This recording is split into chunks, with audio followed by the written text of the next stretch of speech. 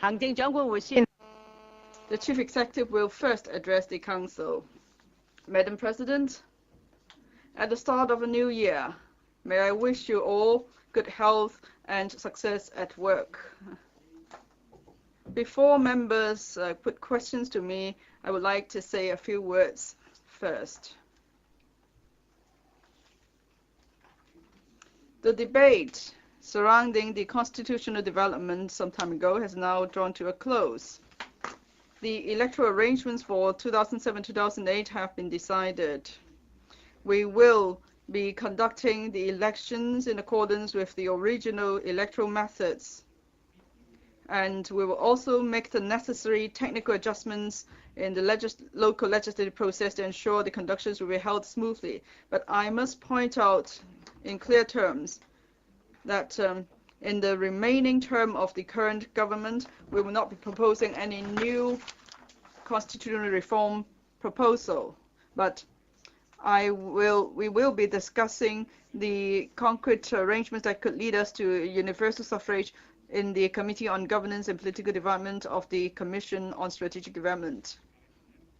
And the committee will conduct the discussion in two phases. The first phase is to look at the relevant principles and concept, the universal suffrage in Hong Kong, and that we should have some initial conclusions in summer this year. And the second phase of work will then start, and we will talk about the electoral system and design for the elections of the Chief Executive and the Legislative Council.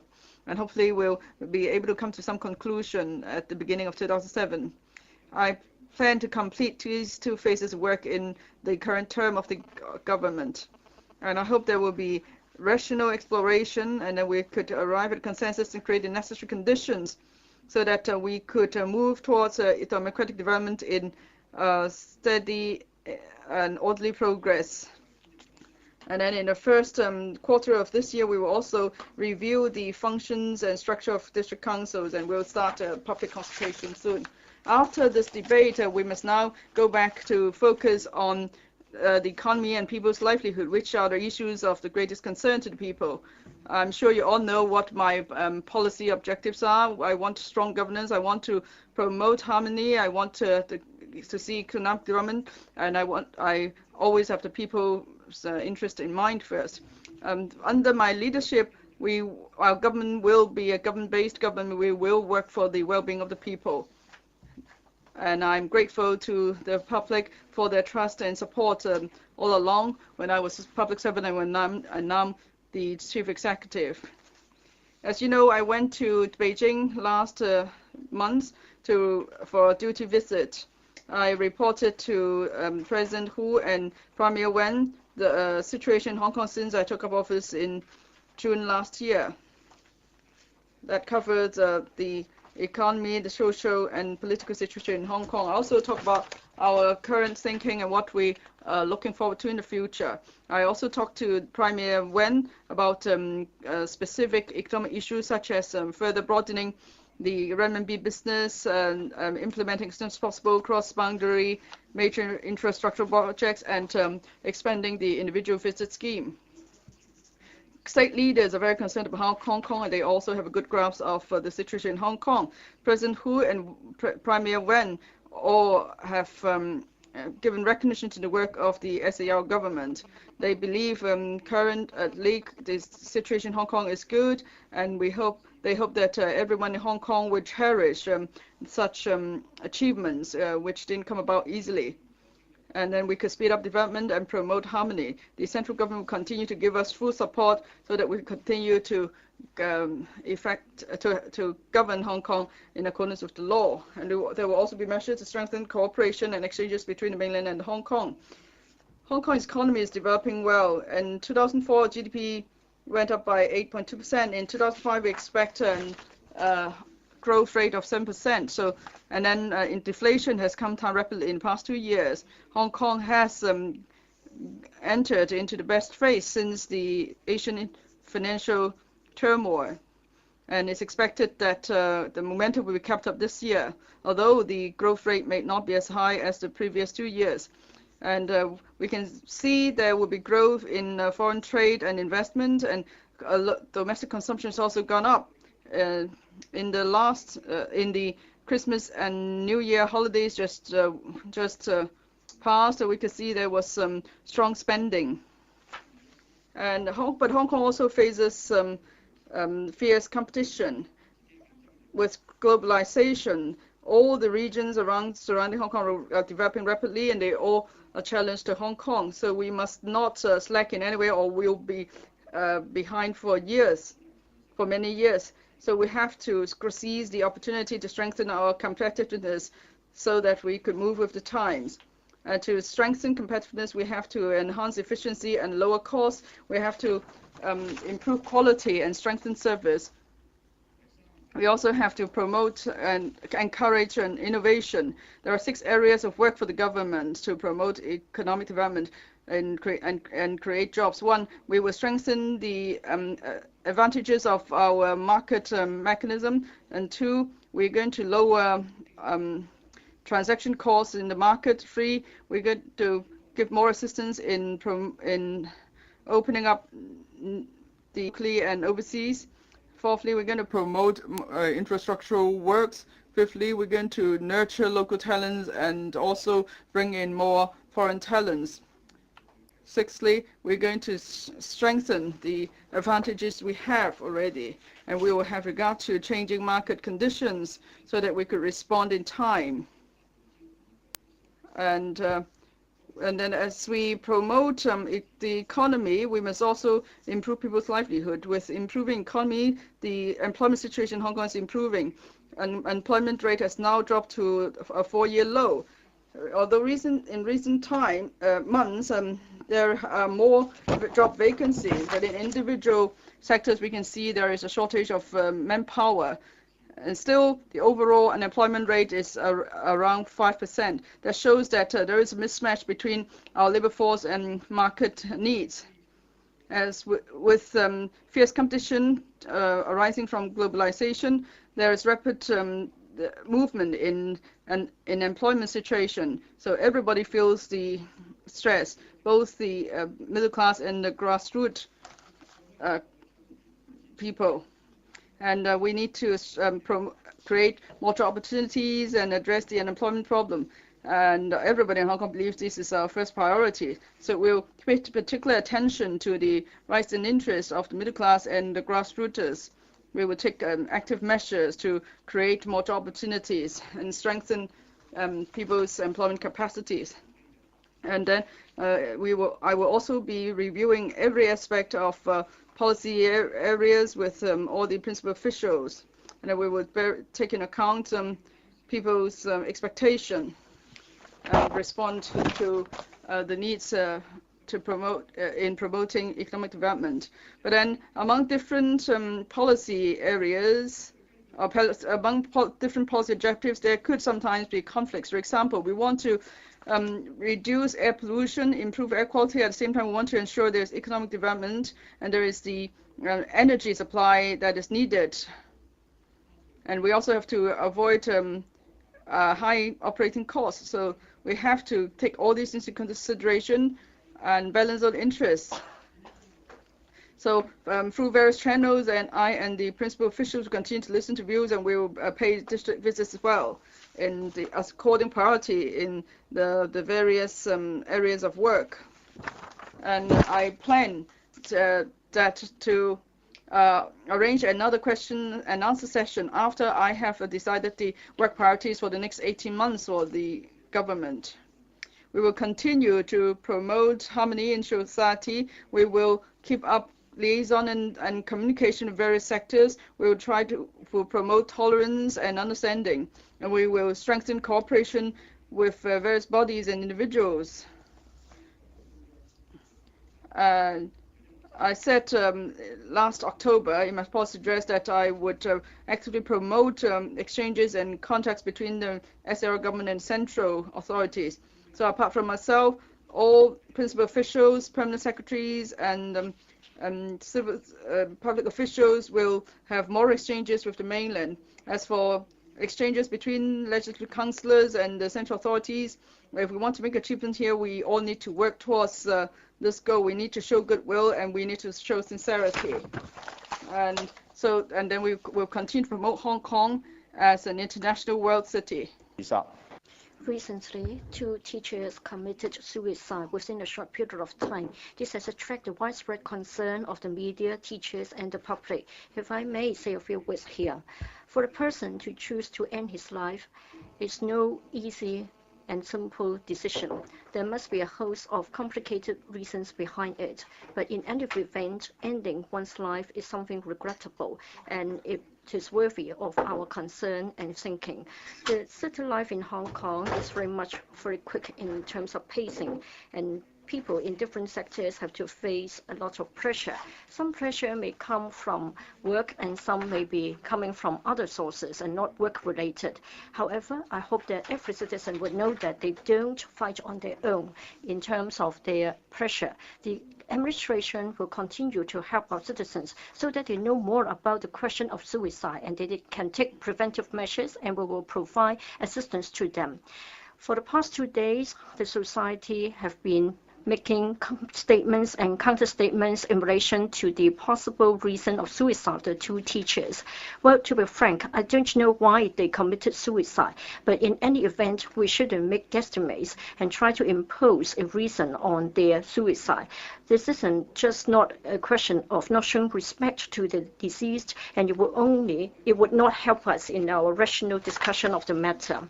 Education reform involves curriculum and teaching method changes, and this will add to the workload of the teachers, this is for sure, and this may also bring about psychological pressure. However, we mustn't overlook the advantages brought to the students. We can see that for primary students, they can learn more happily and they are more active, and for secondary school children, they are able to grasp the skills of self-learning, and for schools, they can reduce the number of tests and examinations, and we can avoid unnecessary drilling. And according to the findings of assessments of various nature over the years, our students have performed better in their learning. So what we have to think about is not so much to stop the education reform or overturn it. What we have to think about is to provide assistance to teachers and to help schools in launching the education reform. For the past few years, we've been providing support to our teachers, and we won't relax our efforts in this regard. Yesterday, the Secretary for Education and Manpower made an announcement. The 3 measures will be relied upon to help school teachers to face their problems and to reduce the workload and pressure. If you have got other measures that we can provide better assistance to teachers, we'll be more than happy to listen to you. From the papers, I understand that according to the figures gathered by the scholars, teachers have a lower rate of suicide than professionals in other sectors. However, life is priceless, and one suicide is too many to us. I just hope that everybody can have a positive outlook and will treasure their own lives. In fact, work pressure is affecting people in different sectors and industries. The market is changing, and also the society is increasing its demand in relation to quality of service. And therefore, work pressure is growing, and this is even more marked in relation to white-collar employees. Having considered the matter thoroughly, I'm going to set up a working group with members from the Civil Service Bureau, the Financial Services and Treasury Bureau, as well as the Treasury, as well as the Efficiency Unit, so that we will actively consider a proposal to implement a 5-day week in the administration starting from the 1st of July this year, as well as the actual details of the plan. My idea is that the new arrangement will apply to all government offices. At the same time, to make sure that we can continue to provide quality service to the citizens, the new arrangement will not apply to counter services which must be provided during Saturday working days, as well as emergency service that we have to provide on a daily basis. With the implementation of the new arrangements, The weekly working hours of civil servants will continue to be 44 hours. That will not change. Therefore, the establishment of the civil service should not see an increase. The new arrangement may have a slight impact on the government expenditure, but at the same time, it may also help in reducing our need for energy in our government offices. The working group will report to the CS4A and will also consult fully the civil servants in relation to their comments on the proposed arrangements. A 5-day working week will allow staff members to have more time to meet with their family members, and it will also stimulate consumption, and this will help in many aspects. I understand that the banking sector may also want to introduce a 5-day working week, and I hope other sectors will also support this arrangement. Madam President, my experience of attending previous question time sessions, members were eager to ask questions. I'm happy to take on board the proposal of the House Committee. That is, the duration will be extended from 60 minutes to 90 minutes. And in addition to the 4 scheduled question time sessions, in the future, if there are specific topics that you may want to have an additional session, I'm happy to come and answer your questions. And just now, I've already said that I would like to have an additional CE's question time in relation to the future work of the administration in relation to our next 18 months' time. And I hope that if you need to increase the number of times that we meet, I will be considering the proposal.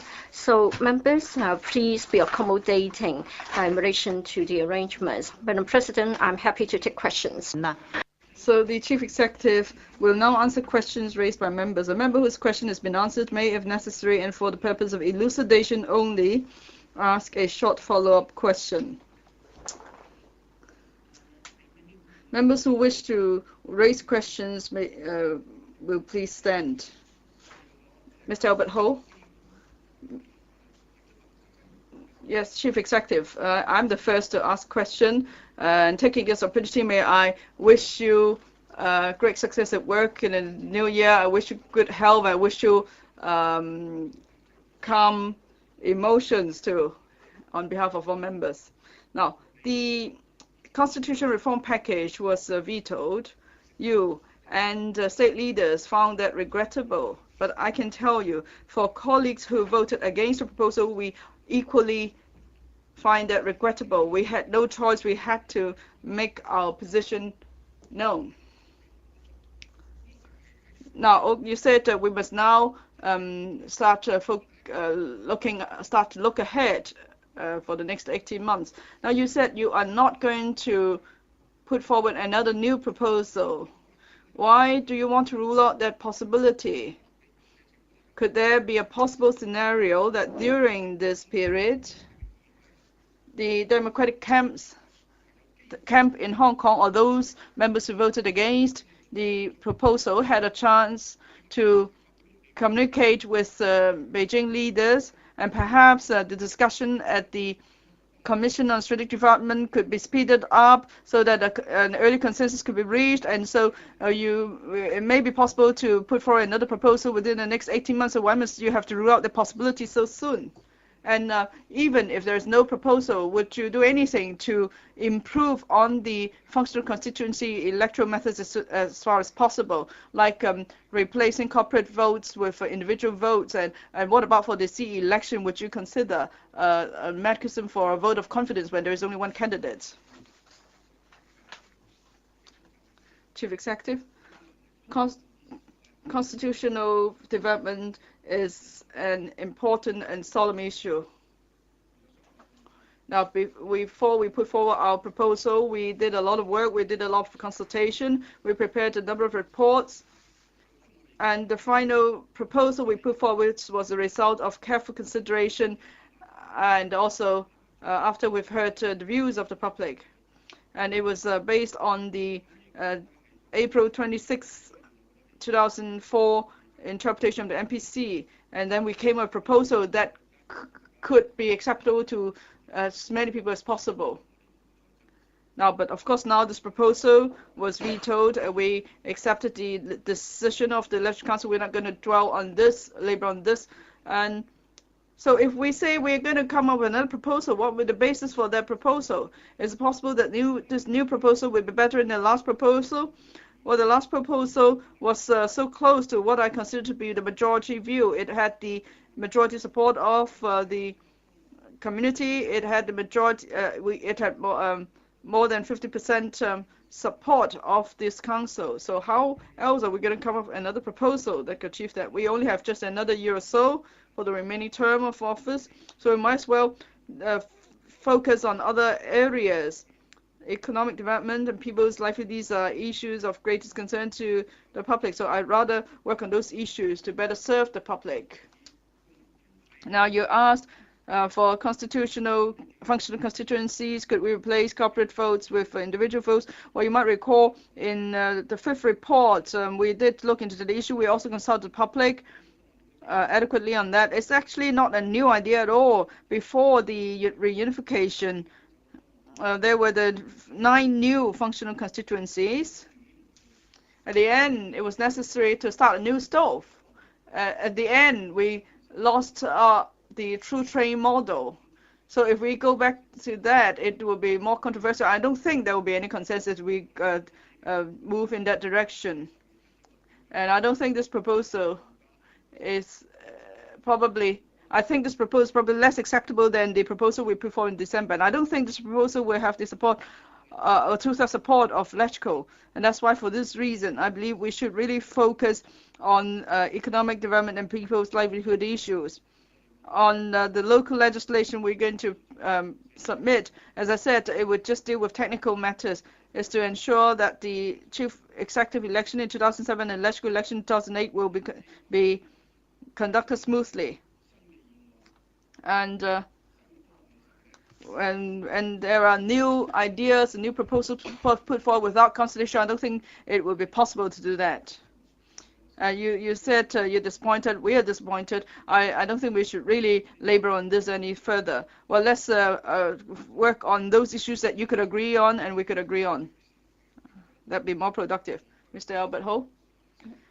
Chief Executive, you said you emphasized it's necessary to work on people's livelihood issue. Now, even though you label us as the opposition club, we will work closely with you for the benefit of the people of Hong Kong.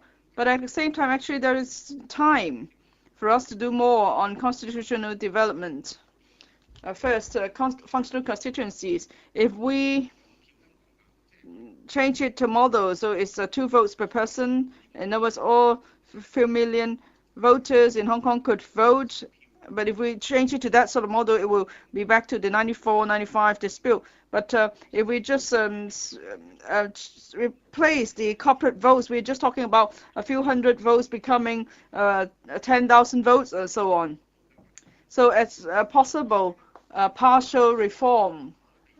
So would you not consider it? And that's the first point. Second point, how come you have to rule out the possibility that we might be able to arrive at a consensus with the central authorities and in the Commission on Strategic Development, so that there might be a timetable for constitutional reform? So why do you have to rule out that possibility? Why do you have to rule out possibility of presenting a new constitutional reform package to the Legislative Council? Well, I have already explained very clearly the reasons why that couldn't be done. I don't propose to repeat my points.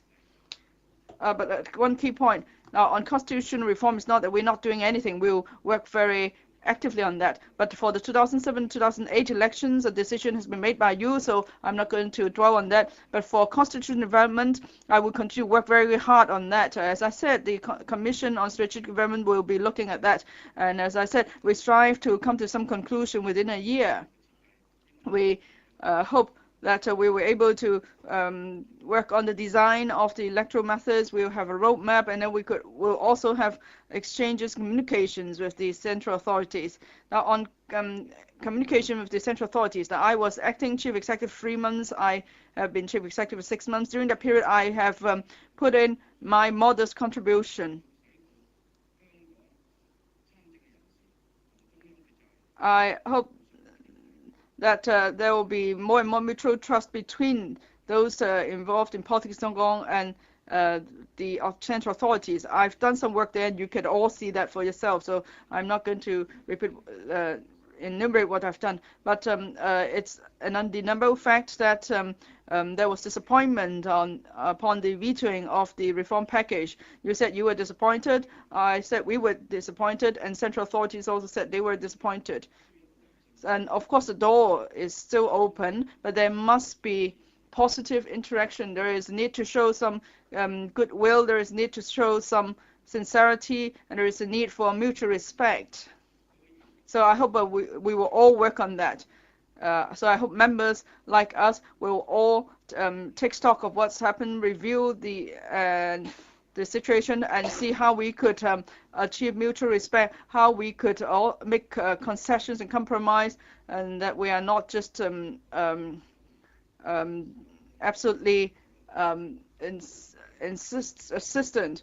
Now, for the December 21st voting, perhaps it's a necessary step in the development of the constitutional system, but what that has happened and what has happened, well, we have to show the consequence for that. Chief Executive, 26 members are on the list to ask questions.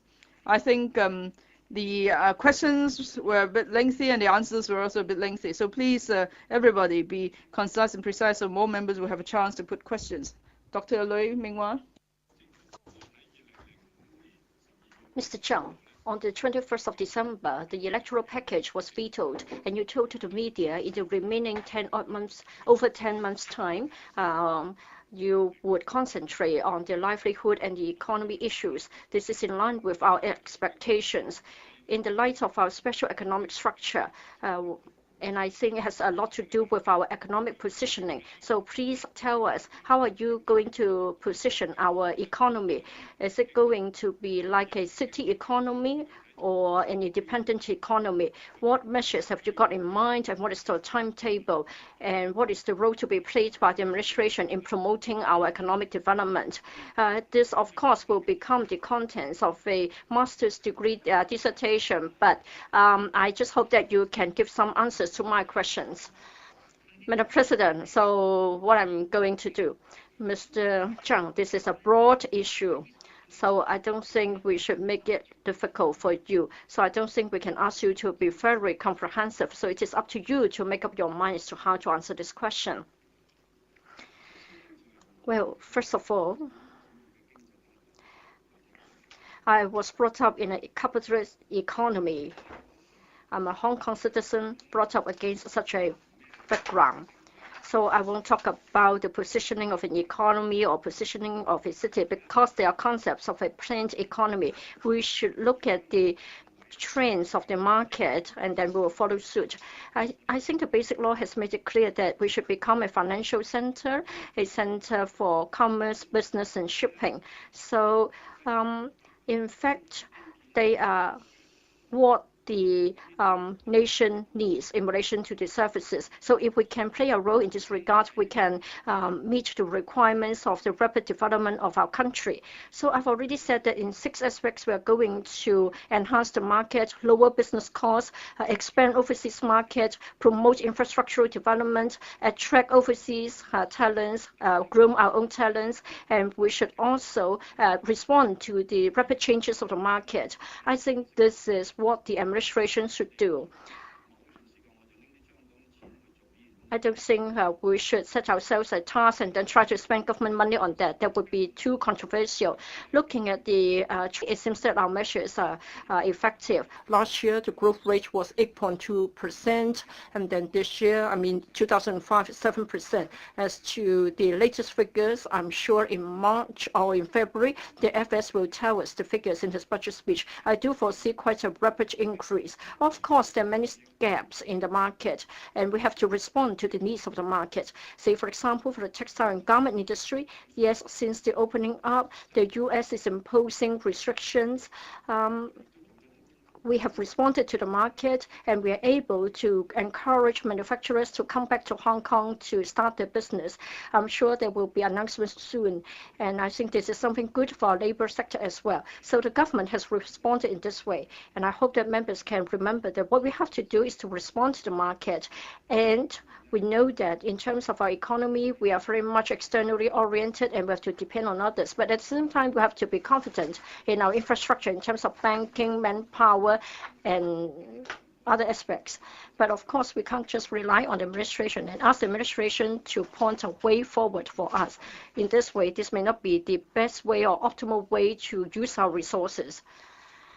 Ms. Choi Soo-yuk, Madam President, I agree very much with what the CE has said. That is, we should set our mind on livelihood issues and the economic issues. Just now, the CE has talked about the livelihood issues. I think he has in mind not just the human beings, but also, I think we should also bear in mind giving equal living rights to other living things. Recently, we understand that there has been cases of animal abuse, and there are stray dogs, cats, cows, etc. We haven't got any specific policy concerning animal welfare. So my question for the CE is,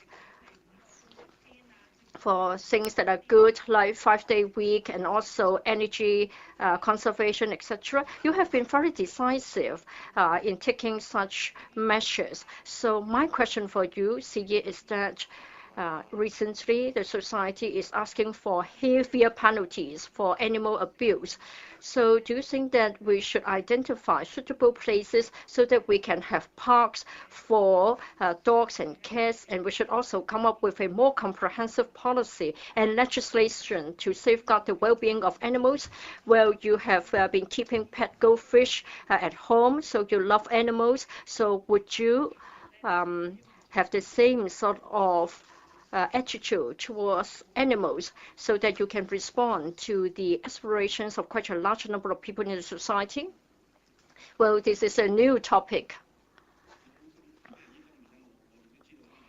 I also understand that some Hong Kong people are concerned about it, and there were already 2 demonstrations to air their views. Ms. Choi, if you have got any concrete proposals, please tell us after the meeting. Maybe I will send someone from the Agriculture, Fishery and Conservation Department to talk to you. Well, we have only got a small area. The urban area is very much limited. I think we've got limited opportunities to allow a lot of open space for the pets to mill around. We need space, and it is only limited to be dedicated to pedestrians and vehicles. But of course, we're a civilized society, and I think we should do better in this regard. So I think we should give some thinking towards this topic. Mr. Leung Kuen-yin, Chief Executive, just now you told us that you would be setting up a working group so that civil servants come the 1st of July would enjoy a 5-day working week. Do you expect the SMEs to follow the government's 5-day week policy? If the answer is in the affirmative, are you going to carry out consultation, and are you going to assess the impact on the competitiveness of Hong Kong and the economy of Hong Kong? Well, this is an internal decision of the administration, and I understand that the banking sector is prepared to do the same. For the SMEs, it is going to be voluntary. It won't be mandatory. Now, for the SMEs, some of them are retailers, and so they can't afford to close during the weekend. And this is the same for factories, so we're not going to change this. For the emergency teams of the administration, like the firemen and the policemen, again, they will still be working around the clock. So what I'm targeting at will be the back office workers. There are many SMEs, and they have got different setups for people engaged in office work, like doing insurance work, etc. Maybe they can follow suit. And yet, for banks, at the moment, they open on Saturday and sometimes on Sundays as well. So we are not going to impose it on the SMEs. If they feel that it fits their purpose, then they can follow suit. If not, they can continue to work during weekends. Just now, what I was trying to say was that though we were changing the arrangement to a 5-day week, the total number of working hours will not change, still 44 hours. In other words, we have to work longer hours during the period between Monday to Friday. Currently, we have a full day for Monday to Friday, and then we have alternate Saturday weeks. So the change is a slight one. In other words, the administration is not going to introduce legislation to impose a 5-day week on us. No. Legislation in this regard will be too complicated, and we do not intend to do so. I think enterprises and employers could make the decision individually, and they can take into account the benefits of the employees as well as the needs of the market. I think that's the best approach. Mr. Wong Ting Kwong. Thank you, Madam President. Last week, there was a case of a mother jumping to her death in Guangzhou, and then there was a 3-year-old girl stranded in Guangzhou. It was a tragedy. Now, it begs the question of whether there is adequate family support service. And also, the case showed that when Hong Kong people encountered problems on the mainland, there was inadequate support. Now, there are 500,000 Hong Kong people living permanently in the mainland, and another 500,000 people go to the mainland regularly for work. And when they encounter any problems, they have nowhere to turn to. In the past, there was the Beijing office, and then in the middle of 2000, there was also the Guangzhou office. But still, these offices, that office only attended to trade matters, and the office does not help people in Hong Kong people in distress. Now, of course, you have announced that the functions of Hong Kong offices in the mainland will be strengthened, but when would that start? Now, you're going to set up new offices in Shanghai and Chengdu. So is it possible to expand the functions of these offices in Shenzhen and Shanghai so that they could also provide assistance to Hong Kong people on the mainland when they need? Well, development is so rapid in our country. Now, people doing business or traveling in the mainland, they are everywhere in the mainland from Hong Kong. They go to all the provinces, autonomous regions. So it's not possible for us to have an office in each of these places to provide assistance to Hong Kong people. And also, these offices do not have consular function. So there are practical limitations, also limitations in terms of resources. But because of the commercial needs of the trade and commerce sector, we're going to have more offices in Shenzhen, Shanghai, and then we have now office in Beijing and Guangzhou. So in Chengdu and Shanghai. So we will have a few offices to cover different regions. Now, of course, although these offices are primarily to look after trade matters, but where they could, they would definitely offer assistance when approached. For example, if someone encounters problem in Chongqing or Kunming, well, it's not near Chengdu, but we can see what we can do. And of course, mobile phones are popular these days, so these offices, people could always call these offices. Actually, when something happens in mainland, you see, we're always able to provide support as soon as possible, but it's just not possible for us to extend our service to all regions, all provinces, and all cities. But what's important is that we're able to respond swiftly to calls for help.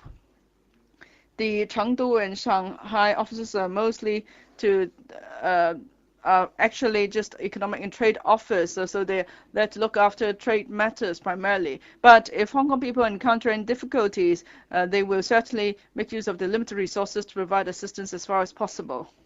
Mr. Wong Ting Kwong. Now, there are NGOs in the mainland. They have set up a similar service organizations in the mainland.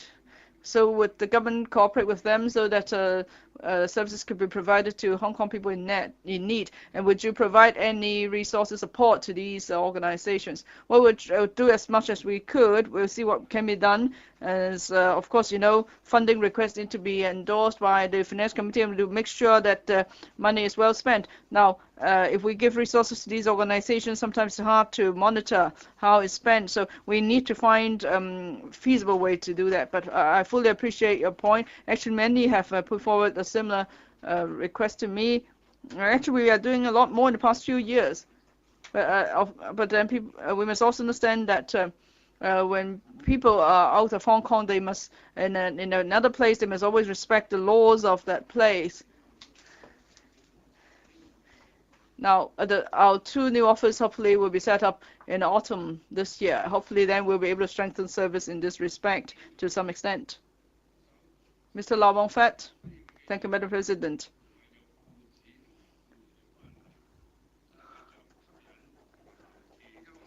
Now, for the district councils and administration, of course, do not have an employer-employee relationship.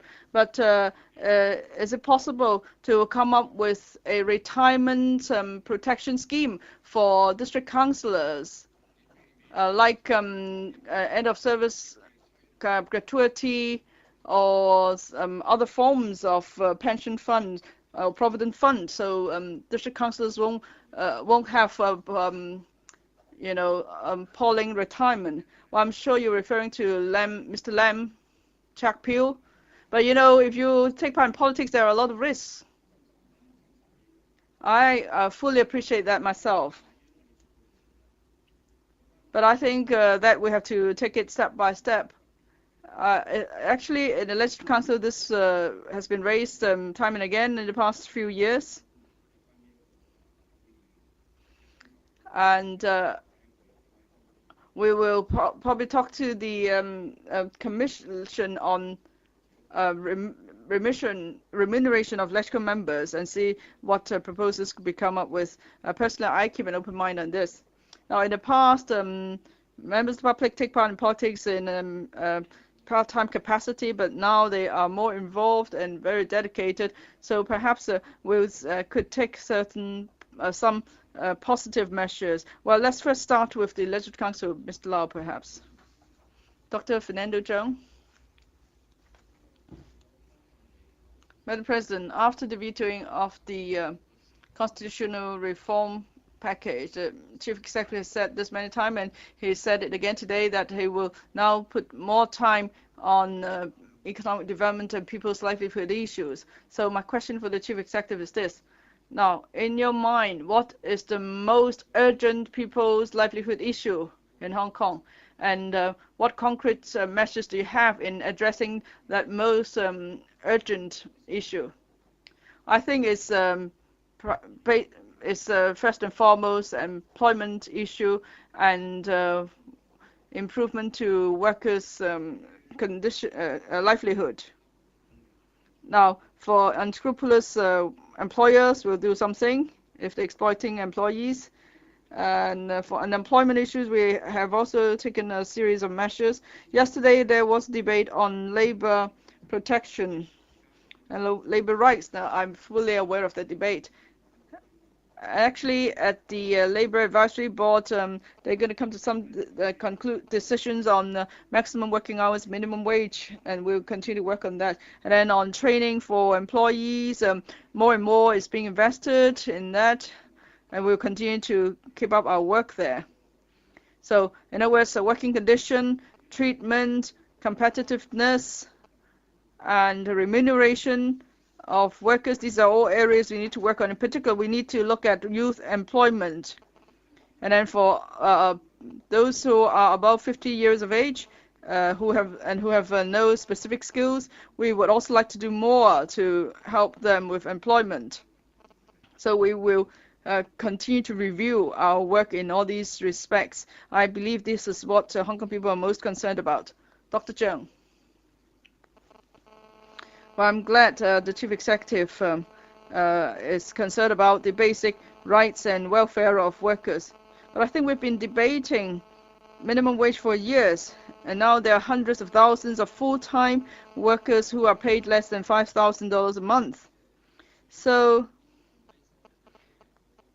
on the protection of these low-wage workers, apart from this lengthy debate on minimum wage, do you have any other policies to help them? Well, I think that debate is coming to fruition. There are signs of that. And I've also given the undertaking that if the LAB is unable to reach any conclusion, then we will take the matter to the Commission on Strategic Development, discuss the matter at a much higher level. But I am confident that the LAB will be able to has actually come to an agreement that would have been impossible in the past. They have now reached an agreement on importation of labor. There's understanding between employers and employees in reaching that agreement. So I think that's a good start. And we keep up that attitude in approaching the question of minimum wage, I'm sure something could be achieved. Now, I fully agree with you. If a couple can't even make as much as a CSSA payment, then there is a huge problem in our hand. It's a question of looking after the disadvantaged. It's also a question of whether such payment is sustainable, being paid from the public coffers. Now, I know there are different views. I know some employers have some bona fide concerns, and these are concerns we need to look into. We have to be understanding, and I hope at the LAB there will be careful consideration and in-depth consideration so that consensus could be reached that's acceptable to all. Mr. Chang Hok-ming,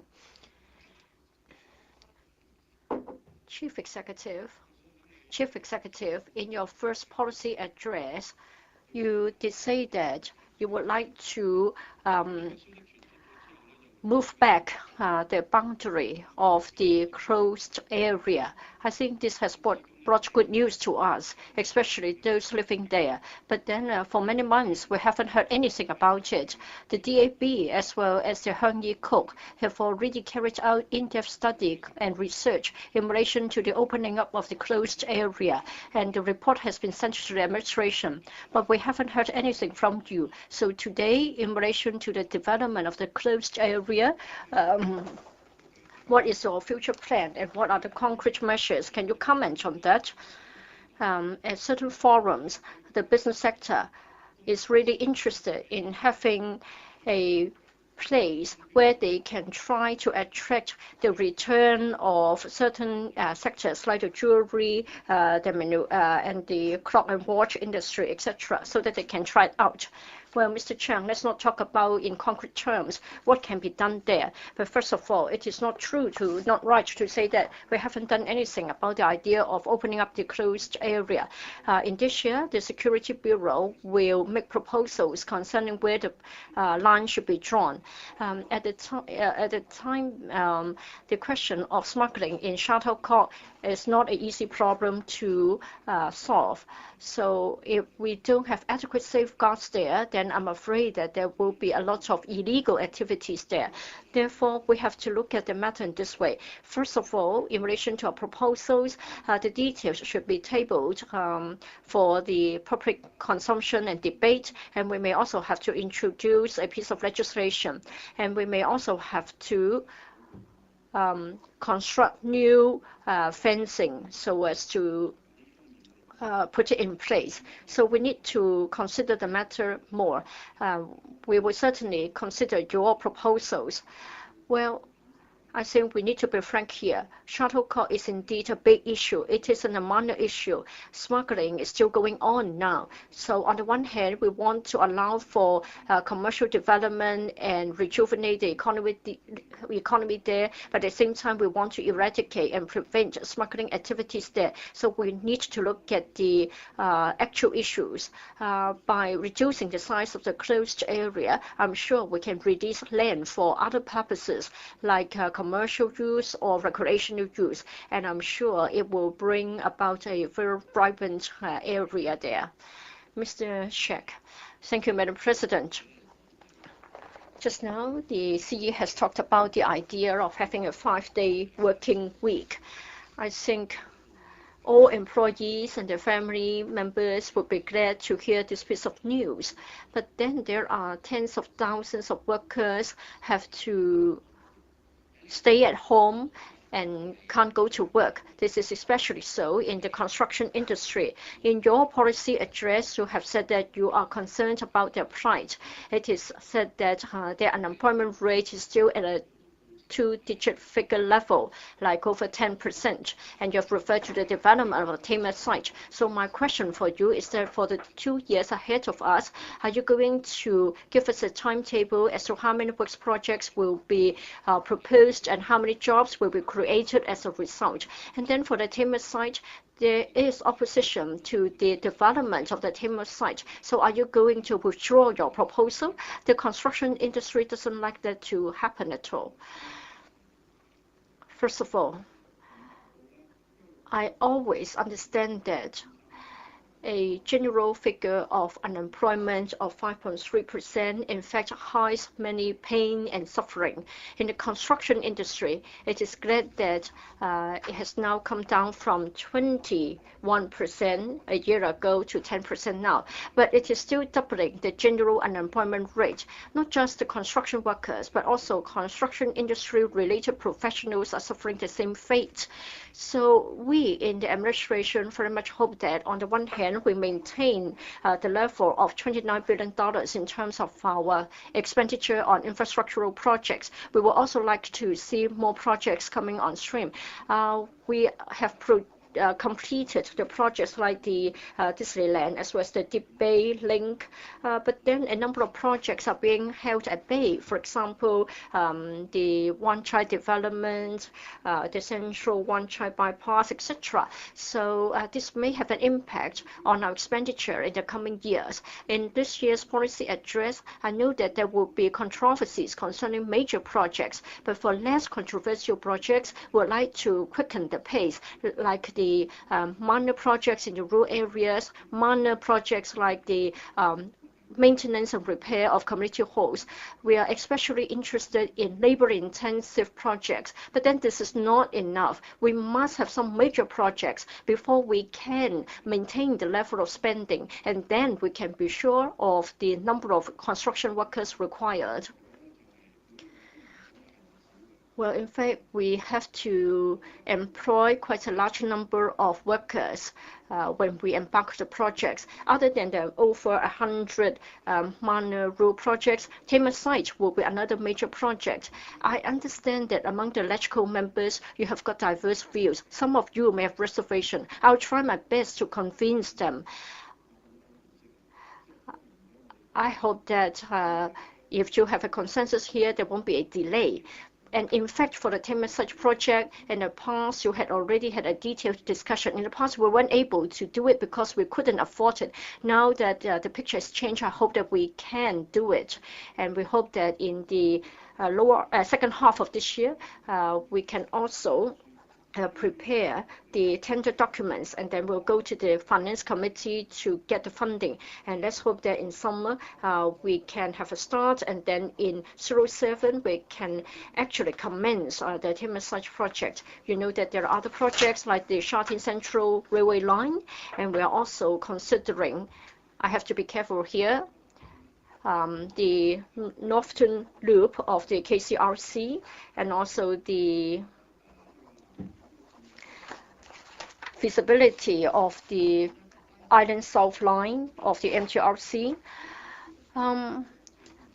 There is a need for our infrastructural development, and another reason for expediting them is to help our workers. For each project, we're talking about thousands of workers to be needed, and there are different kinds of projects of various scales. I can supplement my answer with a written statement. Small projects will go ahead, and for the major projects, I hope that I can get your consensus. Mr. Chen. Thank you, Madam President.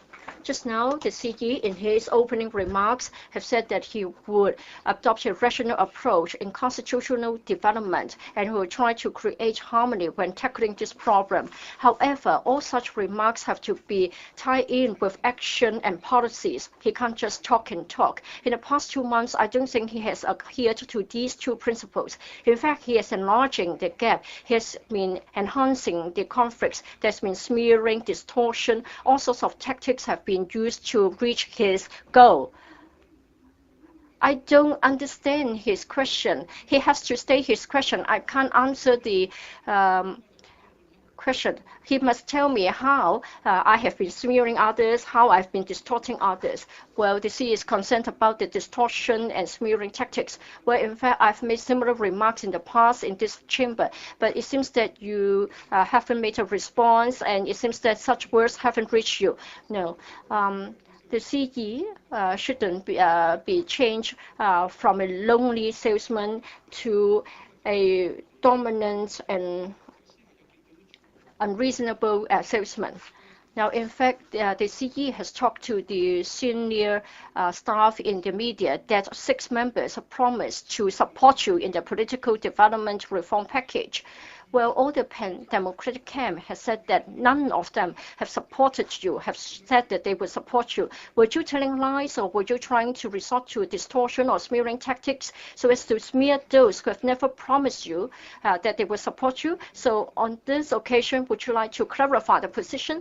Did the 6 of them promise you personally that they will support your reform, or did they do so through a third party or through a very indirect means so that they were indirectly quoted that they will support you? Please clarify, and if so, and if possible, please name the 6 members. I'm sure none of the Pan-Democratic camp would oppose to your disclosure of the 6 names if they were indeed 6 persons. If you couldn't disclose the names of the 6 persons, would you stop resorting to such shameful tactics? Chief Executive.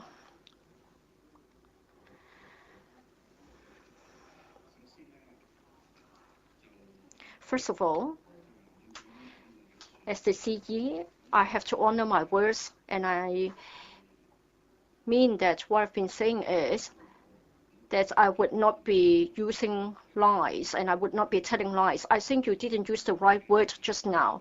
In relation to my conversation with individual members, and I have to honor my pledge, my promise, that is, I can't lightly disclose their names and the contents of the conversation. Otherwise, I won't have any integrity anymore. And if I am to breach my integrity, then your descriptors or qualifiers would be right. So I can't disclose the names. I'm not willing to do so. And I believe that my friends in the chamber would not want me to do so. And I think the public would not want me to do so. Thank you. Mr. Albert Chen, as the chief executive, you have privately told the media time and again that there were 6 members and you wouldn't disclose the names, and it's a question of integrity.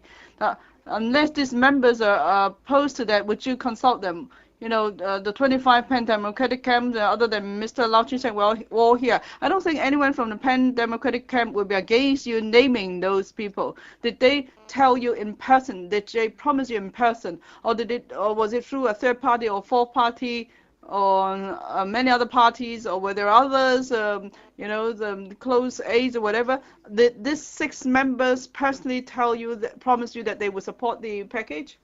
Now, if you're that curious, perhaps I could say this. The 6 members are at different times personally told me.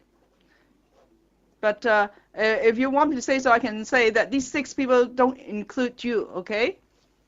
Mr. Chen Kem-lam. I'm glad to hear that the chief executive is very concerned about the employment and people livelihoods issue. Well, I'm sure you might notice that in recent days there were a number of fire cases that took place in rooftop dwellings in Sham Shui Po and those areas. And you know, these living in these places, living condition was appalling, and there's no protection to people's life and property there. Now, Hong Kong is an international metropolis. I don't think such dwelling fits our status. So would you consider speed up tackling these problem housing, you know, the rooftop dwellings and squatters? Well, this is a housing issue. When we talk about squatter areas and rooftop dwellings, actually we've done a lot of work on them. And for those who are eligible, they could move to places that suit them. For example, if they have within the waiting list of 3 years, waiting time of 3 years, then we'll give them accommodation as soon as possible. And if they qualify for interim housing, we could move them to interim housing. The living condition is still better than the roof dwellings, but very often those concerned do not wish to move. So that's the difficulty we have to overcome, and that's a real challenge to us. In any case, in our public housing program, we do take special care of those who live in substandard living condition. We try to improve the living condition, and we have a pledge in our housing policy to take care of them. If members or if Mr. Chen believes we should do more in certain area, please put forward your concrete suggestions to my secretary, and definitely we will follow up on that. Madam President, well, I'm sure the government has done a lot on housing matters, but for the grassroots, their living condition is indeed appalling. That's also a fact. If I may invite the chief executive to come along and visit some squatter residents, and so you get to know the situation firsthand. Yes, I'll find a chance to do so. Mr. Howard Young.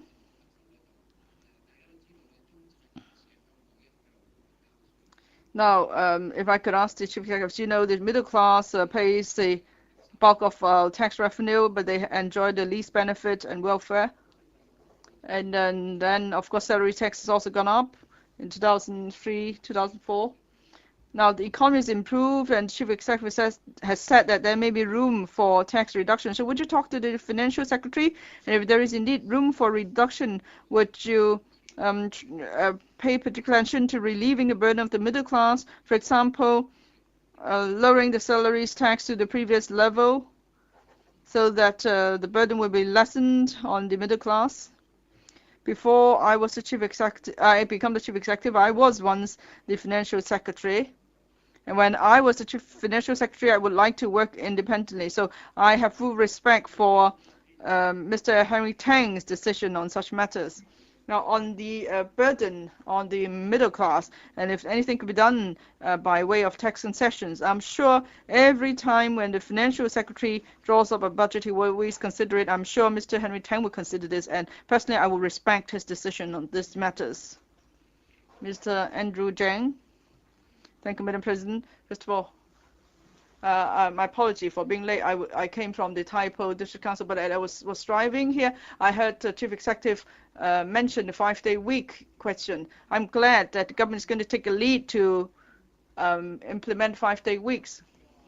Now, if I may, and when he replied to Mr. Andrew Leung's question, the Chief Executive said that there's no intention to legislate for standard working hours. So if I could ask 2 follow-up questions in relation to this issue. One, if only 180,000 civil servants enjoy 5-day weeks and the remaining 3 million people in the working population still work overtime, the quality of living is affected, they don't get enough rest and so on, do you think that's appropriate? And secondly, well, there is 5-day week rule, but there is no legislation for standard working hours. Although you say that civil servants will still work 44 hours per week, but because you don't legislate for maximum working hours, then how can you ensure that in 5-day weeks people won't be working 10 or 14 hours per day just to meet all the service needs? So with 5-day week, how can you ensure that it will enhance the efficiency of the civil servants without imposing additional stress on them? Well, 5-day week is not something we create in the SL government. Actually, if you look around Asia, we are the only one left. Singapore has also started 5-day weeks, and we're the only place still having 5.5-day week. So it's not any special or new measure. It's just that in Hong Kong we haven't adopted this measure. so far. And in fact, even in Hong Kong, many corporations have adopted 5-day weeks. So it's not just the SAR government that's doing it. Now, I'm sure if we start this to implement this new decision on the 1st of July, while the banking sector is doing that, they have a large number of employees. As for other sectors and industries, if they believe it will not undermine efficiency and add the cost, or in fact it might enhance efficiency and workers are happier, and there's no additional cost, I'm sure they would be more than happy to adopt a 5-day week as well. So there's no need to have legal sanction for that. And in fact, that will only be an undue obstacle. So I think we'll leave it to the different sectors to decide. Actually, we're not going to adopt 5-day week across the board in the as in the civil service. I mean, we still have emergency service and we still have counter service that we need to maintain. And on the maximum working hours or standard working hours, this is a question under discussion at the LAB. I hope there will be some concrete progress soon. Now, I understand that among my colleagues, many work far more than 44 hours. You can ask any of my colleagues here who would tell you that they only work 44 hours per week. I don't think they do that. Well, some, they do it voluntarily because they're committed to their work. They want to serve the public properly. And some do it, some are driven by vanity, you know, so there are many reasons why they work long hours. But that an advantage, that is, if they can, you know, free Saturdays and they don't have to go to work, it will at least give them some breathing space. And of course, the internal guideline of the government is 44-hour working week. Mr. Zhu Zheng, who dared to put up a hand to say that he only works 44 hours a week? Of course, I know they don't work just 44 hours a week, but I think this overtime culture has been is now deep-rooted, and it's imposed lots of stress on people. So that's why we're seeing more suicide cases. So my question is, now you have a 5-day week. The government is going to take the lead in implementing that, so that eventually the company will accept reasonable working hours, and then you could then legislate for standard working hours, and it would be much easier to achieve it. So will you work in that direction, please? The administration will start it first, and then we'll see if we need to introduce legislation. But the legislation will be difficult because there are different needs in different sectors and industries. In relation to standard working hours, the LAB is already discussing the matter, so we are already working on it. I believe that if the administration takes the first step, and if the business sector is to respond positively and without adding to the cost, and if we can enhance the efficiency, I'm sure many companies would like to consider the arrangement. Mr. Justice Chung, I think the CE should award and reward those policy secretaries who can do all their work efficiently within 44 hours time. Well, when you were in Beijing, Premier Wen talked about deep-rooted problems which have gone unsolved. Now the 2 weeks have already passed. So CE, you yourself and the relevant officials, have you ever considered the so-called deep-rooted problems? Have you considered all the deep-root conflicts and what they are and measures to solve them? And then you talked about 6 ways to enhance the economy. Would they go to help us in solving the deep-rooted conflicts? Well, I understand that Premier Wen was talking about economy-related issues. And in fact, the economic restructuring of Hong Kong hasn't been completed, and so there's been some tension. We want to become an international business center. We want to be competitive. And we understand that our business cost is rather high, so there's this conflict. But then in a capitalist economy, this is a conflict that we cannot avoid. So for such deep-rooted problems, I think we need to tackle it at a fundamental way. And that's why in my opening remarks, I have already said that there should be ways to lower the cost, expand opportunities, and explore new markets. I think only with such measures can we ease the problems which are deep-rooted. But then we can't eradicate all such deep-rooted problems in any capitalist economies, they're bound to happen. The question is the magnitude. So what is important is whether we are going to exert our efforts to make sure that we keep ourselves competitive so that we can offer something which is not available in our neighboring cities, so that maybe we can overcome the problem of high wages, high rentals, high costs. We want to be sure that the quality of our service is equally at a high level, and then we can offset the pressure. It is an ongoing exercise, and the conflict is bound to exist in capitalist economies. Mr. Chispas-Chung.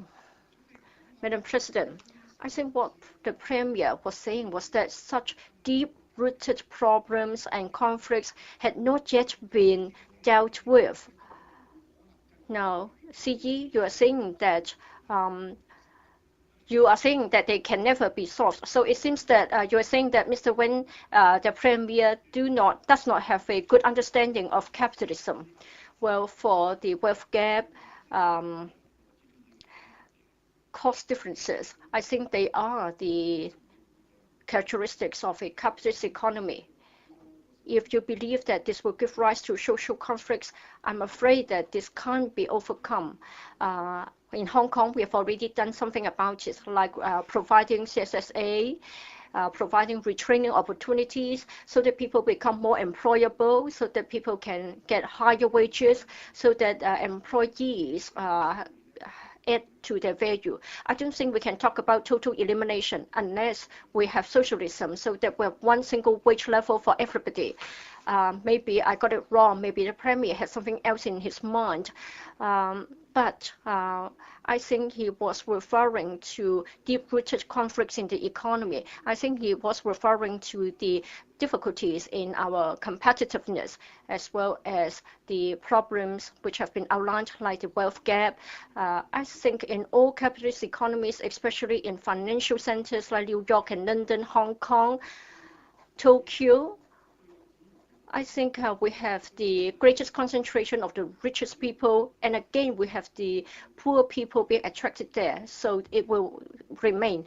We can't give up.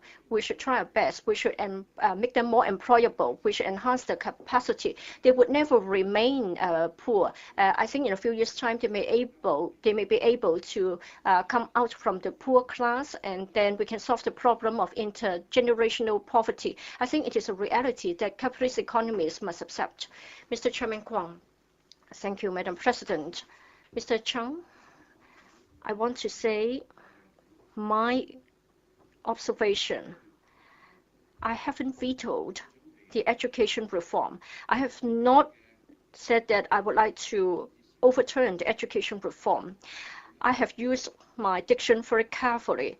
I think you should look at the priorities. You have to consider the coping power of the schools. And if certain policies or measures are unhealthy, unreasonable, then they should be scaled back and removed. So, Mr. CE, please consider my views carefully. Don't be misled. But in any event, in 4 days' time, 2 teachers committed suicide. And this has made us sad. I don't believe that we should solve our problems by committing suicide, and there are many reasons behind suicide. Mrs. Fanny Law said that if the deaths were related to the education reform, then there shouldn't be just 2 committing suicide. What is your comment on Mrs. Fanny Law's statement? And what about teachers who are suffering from the pressure of education reform? What is your view, and do you understand their misery, and do you understand that they feel that their feelings have been hurt and their pride haven't been understood? In relation to the suicide of the 2 teachers, I think it has saddened all of us in Hong Kong, especially professionals in the educational sector. I think you feel it all the more. You referred to the statement made by Mrs. Law. I think she herself said that at that time she was not being very cautious, and she had made a public apology. In relation to education, for many years, Mrs. Law has been doing her best. Every moment has been spent on improving education, and she has never relaxed her efforts. I'm sure this is obvious to everybody, and she has already told you what she felt about it. I think this incident has led us to come to a very quick review. Yesterday, the Secretary came up with 3 measures to respond to the difficulties. I hope they can ease the problem, not just easing the pressure of the teachers, but also easing the workload of the teachers. If the money is well spent, I'm sure that the workload as well as the pressure can be relieved. As I have already said, we shouldn't waste any lives. We shouldn't sacrifice any lives. So the 2 lives that have been lost must make us think carefully and in depth. Fanny would certainly think about this in great details, not just myself. In fact, she has been involved in education for many years. I respect the work she has done. I understand that when pressed, you may have a slip of tongue, and I think this may happen to anybody. You may be in this situation, I may be in this scenario. I don't think we should insist on just one point. You must have seen her perseverance many years in this in this sector. Now we are talking about a huge sum of money, $1.65 billion in 3 years' time. So I think it is a good idea. Irrespective of the reason of their suicide, I think our response is already a very positive one. I hope Mr. Cheung and the education sector will accept this. And please do not dwell anymore on what Mrs. Law has said. I think we should be more open-minded. We should be more tolerant when we view such matters. Mr. Chairman Kwok. Thank you, Madam President.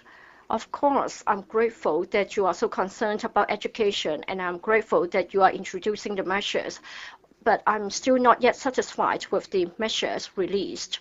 But still, please listen to us. In the year 2000, when Mrs. Fanny Law talked about education reform, she said that, and she said this to the teachers, for those who couldn't cope with the heat should leave the kitchen. If teachers didn't like the game, and if teachers thought that the cup of education wasn't their cup, then please go and leave. Well, 6 years. If this is the mentality to start education reform, do you think that teachers would be convinced and would support the administration? If you say that this is a slip of tongue, but then that's the mentality 6 years ago. So would you say that this is a slip of tongue or just a very hasty remark, or is it something from the heart? I am willing to discuss the matter with you, and I hope that you can come up with a positive reply, and I hope that we can have an occasion to talk about the matter. Chief Executive, do you have any response?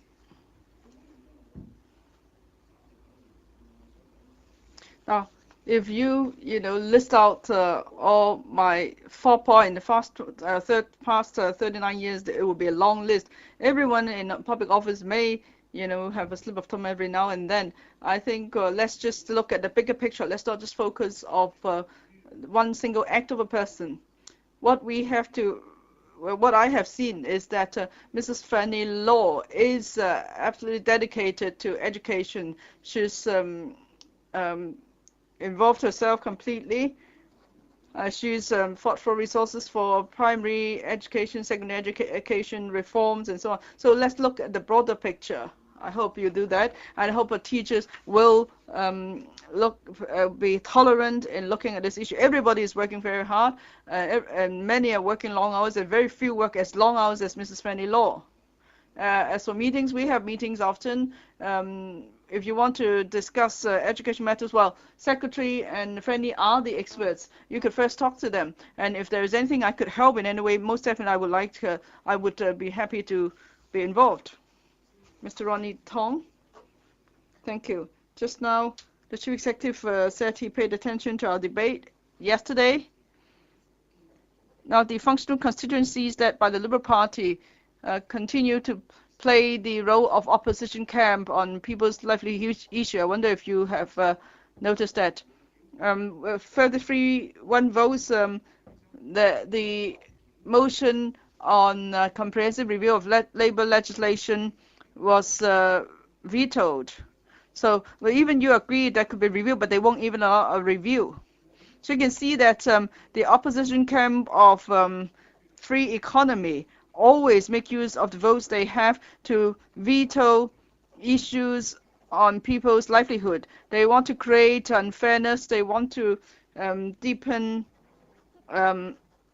polarization and the imbalance of interests.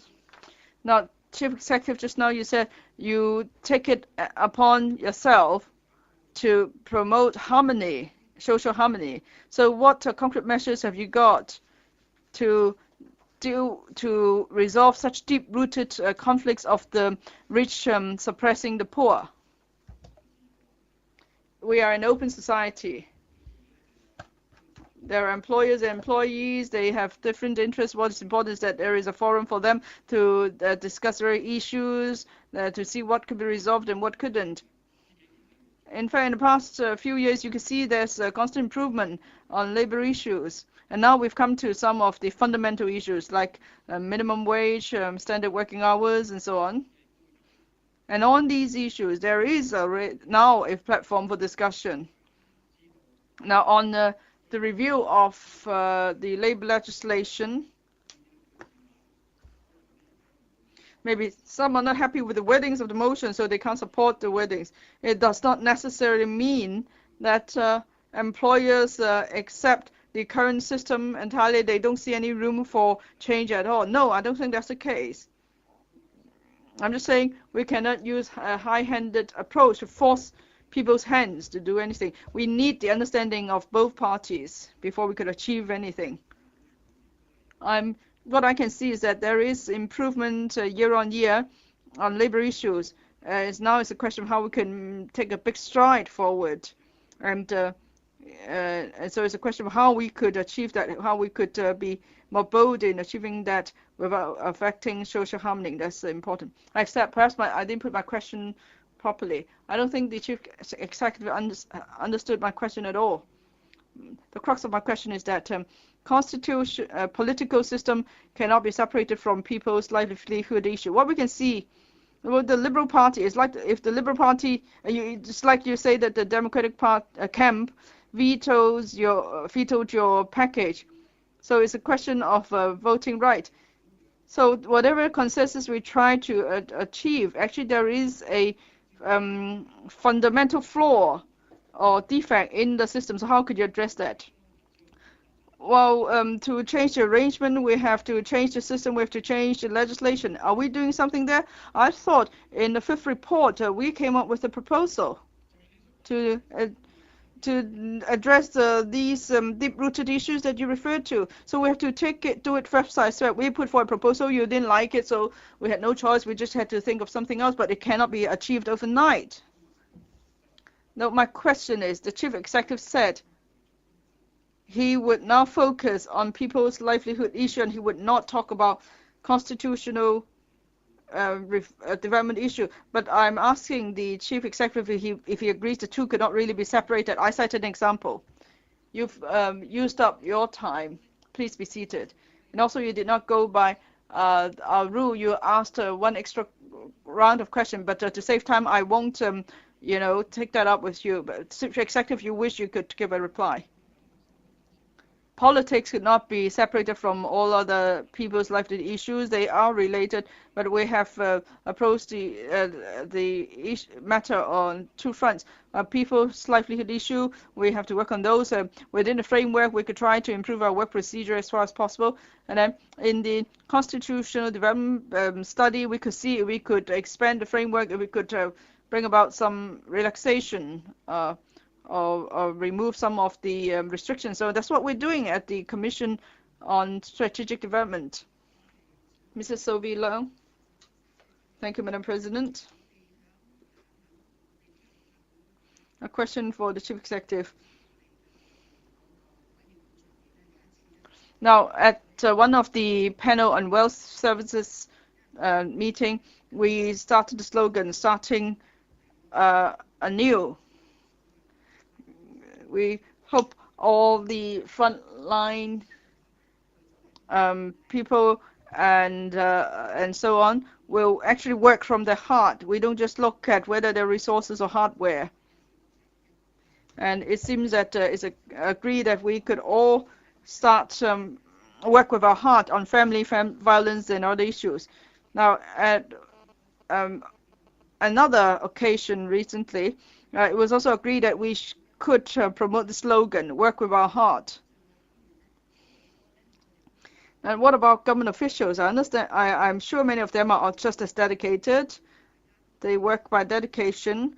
But is there any thing that can be done to further promote that? And how could we promote this slogan so everybody work by dedication and we won't just be shouting slogans and paying lip service? Hong Kong is a civilized society.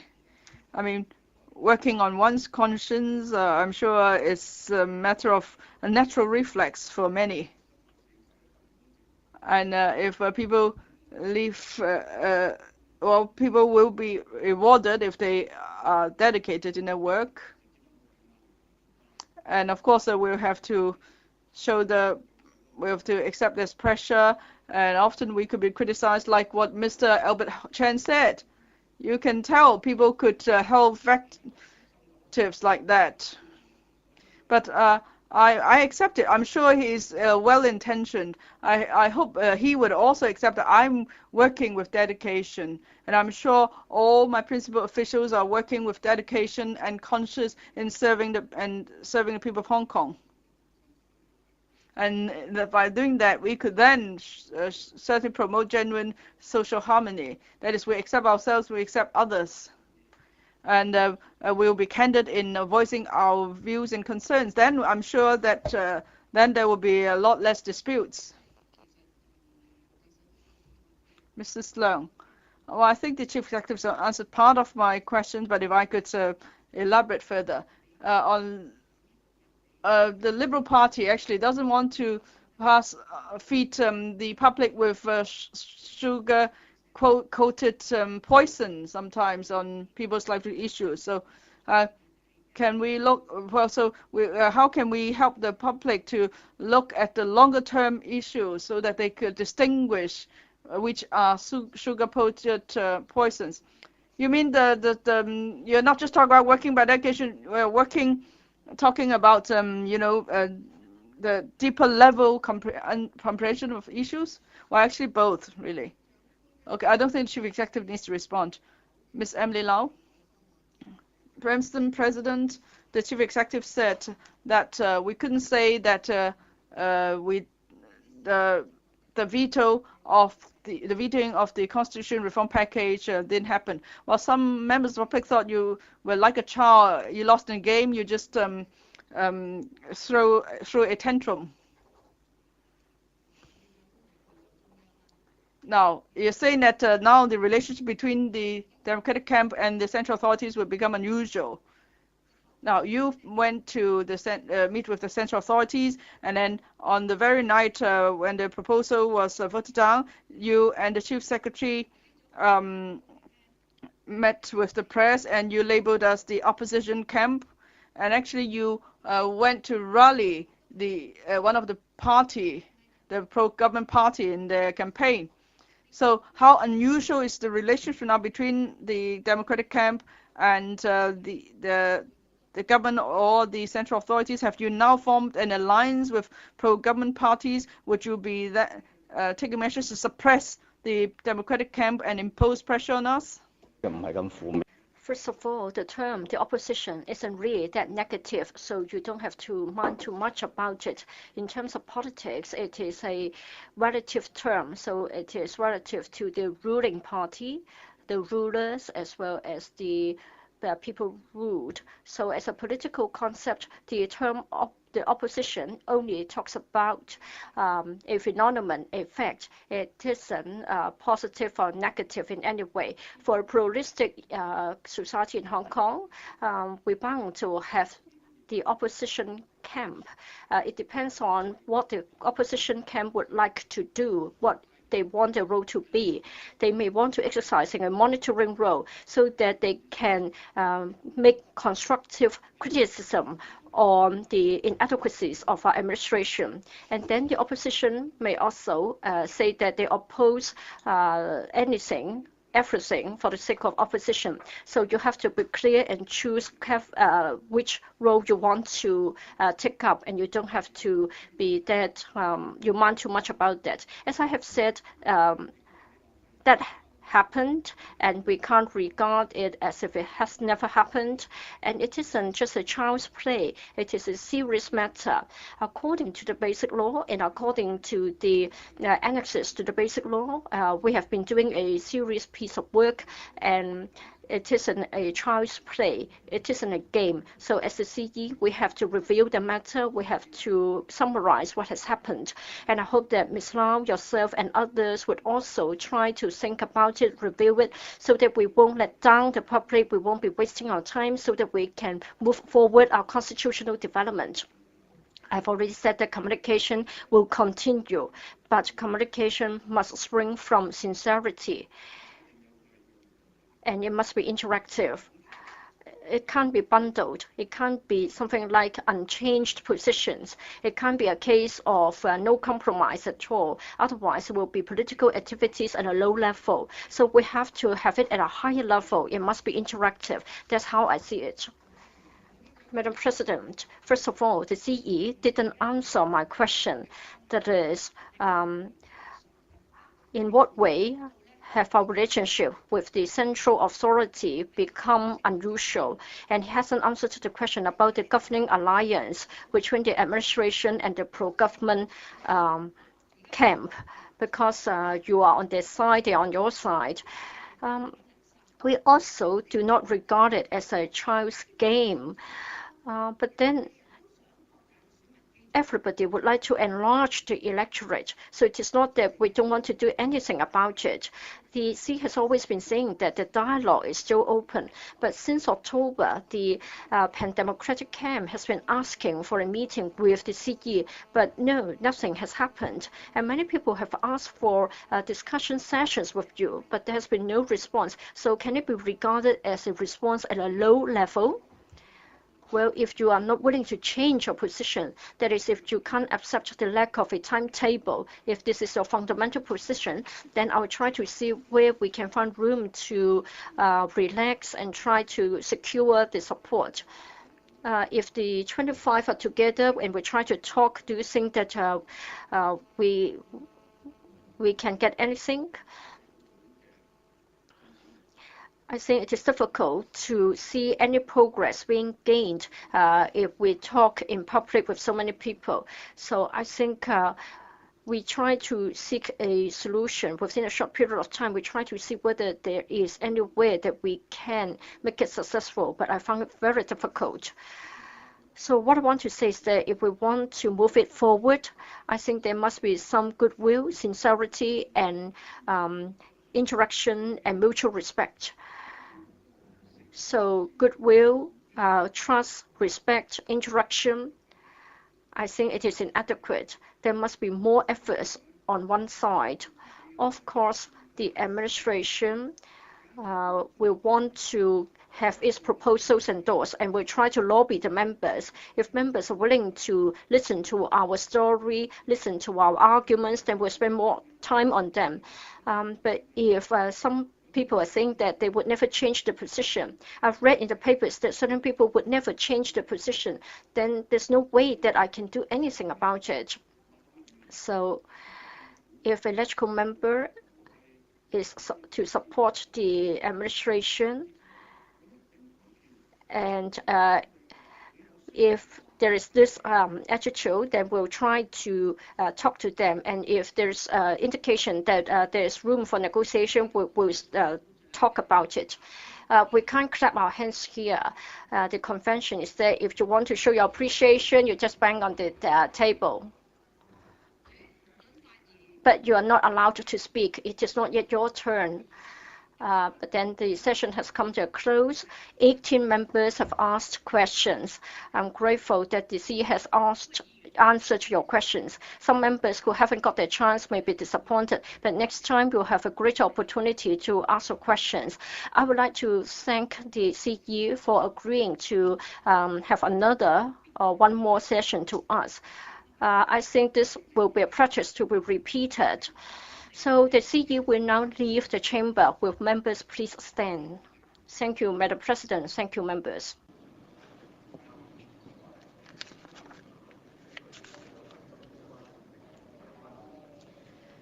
我而家宣布休會，本會。I now adjourn the council until 11 a.m. on Wednesday, 18th of January 2006.